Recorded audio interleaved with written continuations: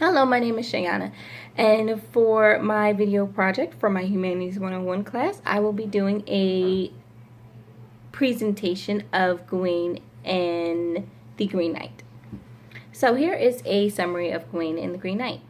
Sir Gawain and the Green Knight is about a Christmas/New Year's feast King Arthur held, where the Green Knight appears to King Arthur at his court and challenges him to a deadly game. In this game, he would allow the king or one of his brave representatives, which would have been the knights, to strike him and attempt to cut off his head. But the participant had to allow the same opportunity to be presented to him as well in 1 year's time. So Gawain, in a year, travels to the court of the Green Knight, unbeknownst to him, to spend Christmas with them on his way to the chapel where he will allow the Green Knight to attempt to cut off his head.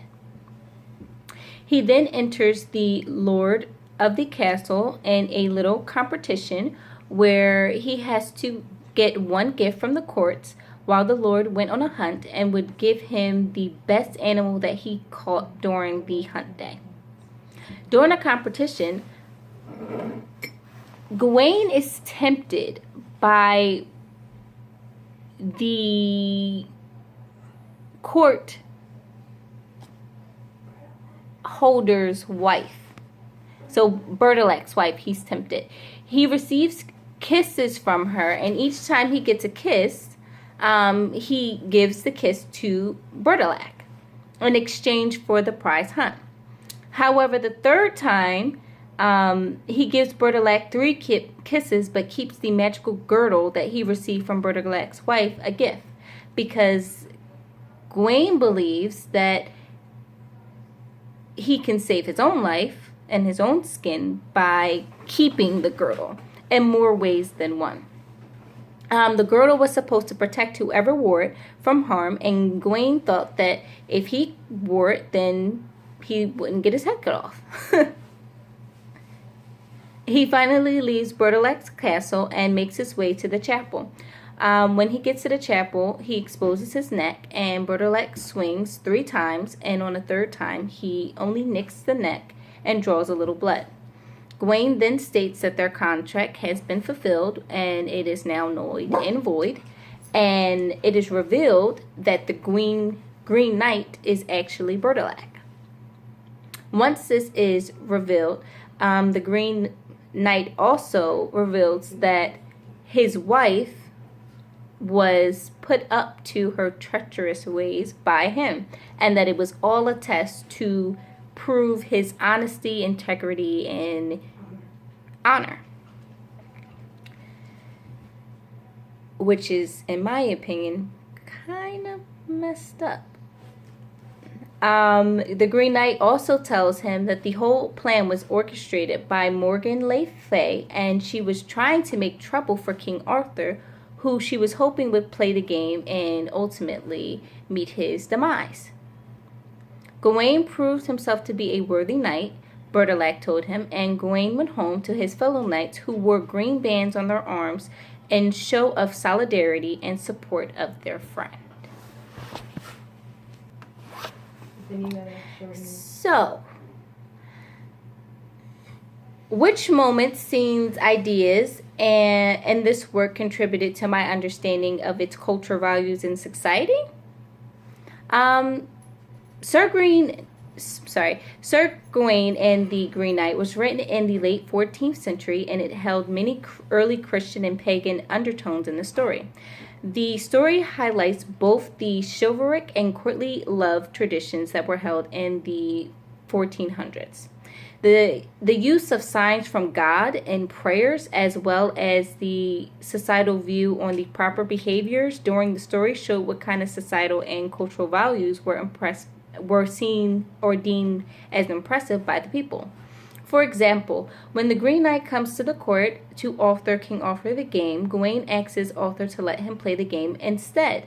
That way, the king would be safe. Camelot would not lose their king, and the knight's code would be uplifted and held.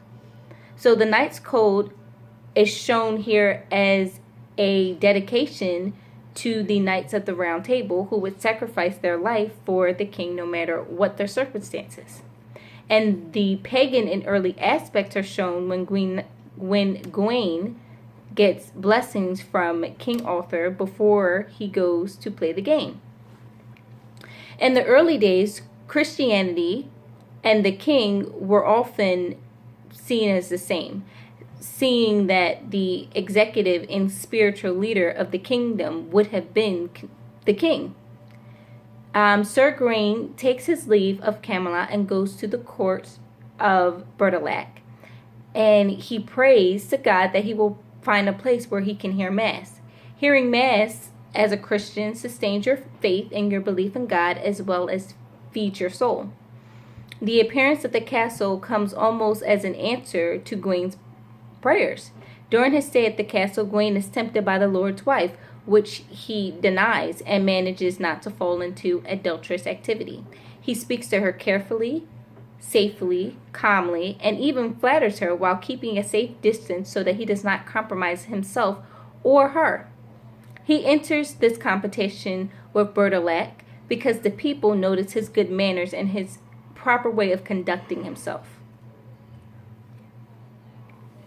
During the test, Gawain received kisses from the lady and her girdle, but never reveals the present.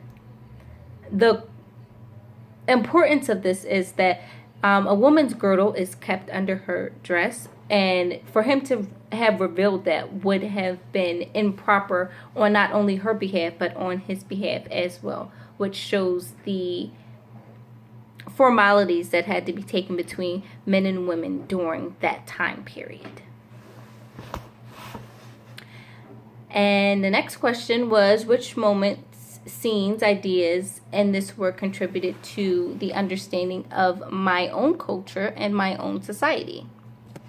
So, the scenes in this helped me to see the value of courting women and being polite and having loyalty to not only yourself but your governing body. And that's not really something that I feel as though exists in my current society.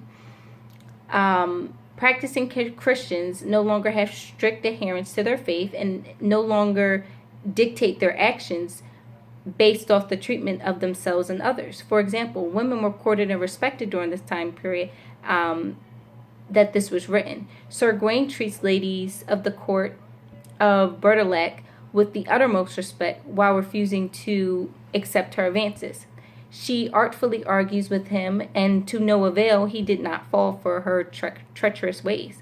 Meanwhile, in today's society, if you put another man that does not have Gawain's honor in that position, I feel as though he would have easily caved and he would have slept with her. Gawain cares about his public reputation and the shame that he would bring upon his knight's code if he were to do something that was deemed dishonorable. And that's not something that I feel as though we see in our society. People will do anything to be seen as socially acceptable in the light of the public. However, I do believe that most in Gawain's position would have found a way to cover up or justify their actions. When he came back to Camelot, his fellow knights were wearing green girdles on their arms in show of support. Friends don't wear each other's shame and show of support in society nowadays. Your friends are more likely to try to convince you that what you did was understandable, and under the circumstances, most people would fall and do so too. So I think that it was very noble that Gawain's friends, not only did they support him, but they also held themselves and him accountable for the actions of Gawain's dishonesty when it came to revealing if he had his wife's girdle or not. Honestly, today most people don't live up to the hype that's given to them. And more importantly, we expect people to have clean reputations, and most of the people that we think are squeaky clean are the ones who have the deepest, darkest secrets and the most flaws of all. And everybody has a flaw, and everybody should work to, if not correcting our flaws than at least being more honest and open about them, such as Gawain.